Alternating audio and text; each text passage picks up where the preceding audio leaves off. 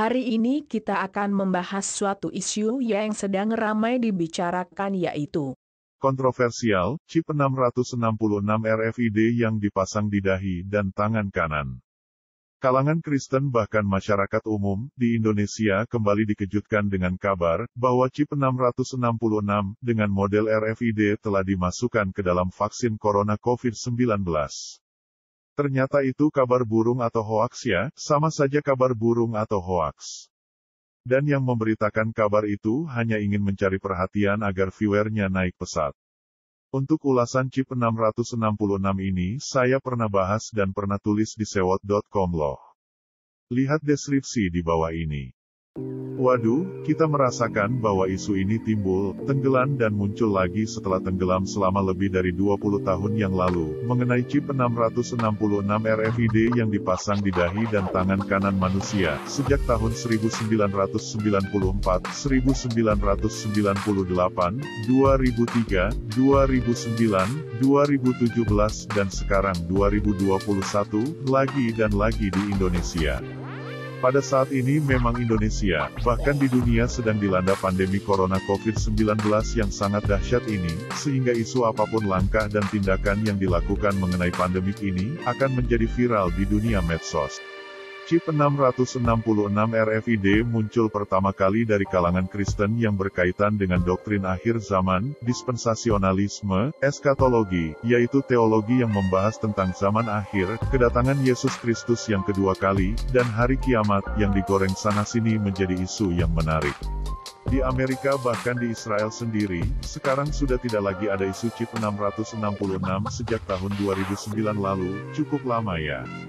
Walaupun gereja-gereja pada umumnya memiliki doktrin yang kuat tentang akhir zaman, mereka hanya membahasnya sepintas saja secara singkat dan sangat jarang membahas secara sistematis, biasanya tidak berkelanjutan, karena tidak ada yang tahu bila manakah akhir zaman dan penghakiman oleh Tuhan Yesus akan terjadi. Seperti ada tertulis demikianlah firman Tuhan di Matius 24, ayatnya yang ke-30 sampai dengan yang ke-36.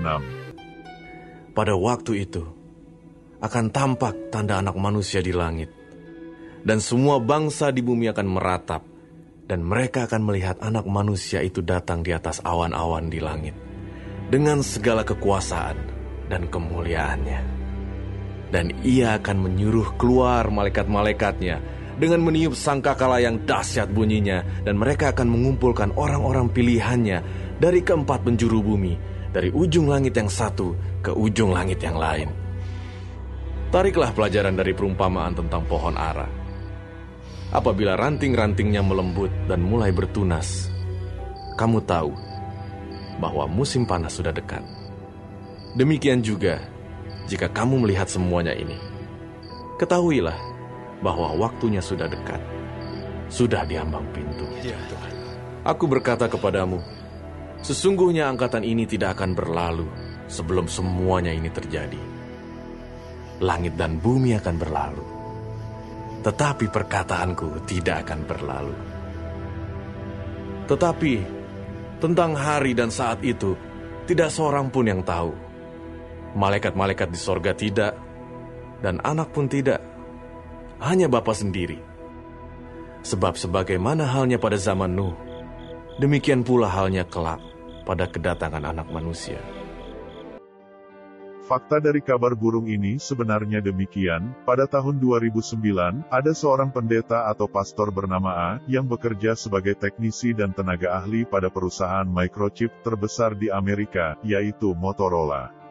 Setelah pensiun dari pekerjaannya, beralih profesi sebagai penginjil, pelayan dan hamba Tuhan di sebuah gereja. Di awal pelayanannya sebagai pengkhotbah, jemaatnya sedikit sekali, sehingga sang pastor ini mencoba mencari tema, topik, bahan khotbah yang akan dibawakannya, supaya jemaatnya tertarik menjadi bertambah banyak. Akhirnya ia memilih beberapa tema, topik tentang akhir zaman.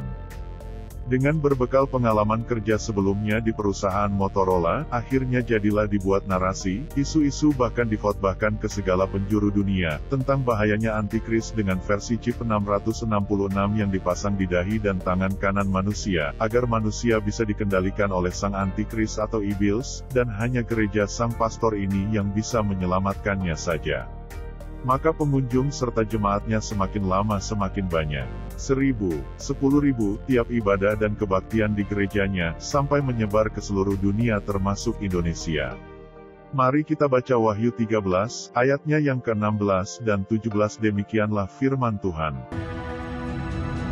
Dan ia menyebabkan sehingga kepada semua orang, kecil atau besar, kaya atau miskin, merdeka atau hamba, diberi tanda pada tangan kanannya atau pada dahinya. Dan tidak seorang pun yang dapat membeli atau menjual selain daripada mereka yang memakai tanda itu, yaitu nama binatang itu atau bilangan namanya.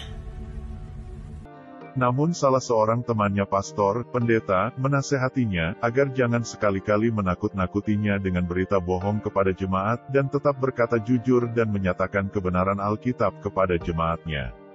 Memang benar bahwa kitab Wahyu adalah kitab yang paling sulit untuk menafsirkannya dari kitab-kitab lainnya, karena kitab Wahyu sebagian besar merupakan kitab nubuat tentang akhir zaman, yang belum terjadi, bukan kitab sejarah dan fakta yang merupakan kitab yang sudah terjadi. Sehingga kita perlu berhati-hati untuk menafsirkannya. Bukankah Alkitab memiliki makna multitafsir? Bukankah lebih baik memahaminya secara utuh? Bukan menafsirkannya. Biarlah Alkitab menerangkan Alkitab itu sendiri.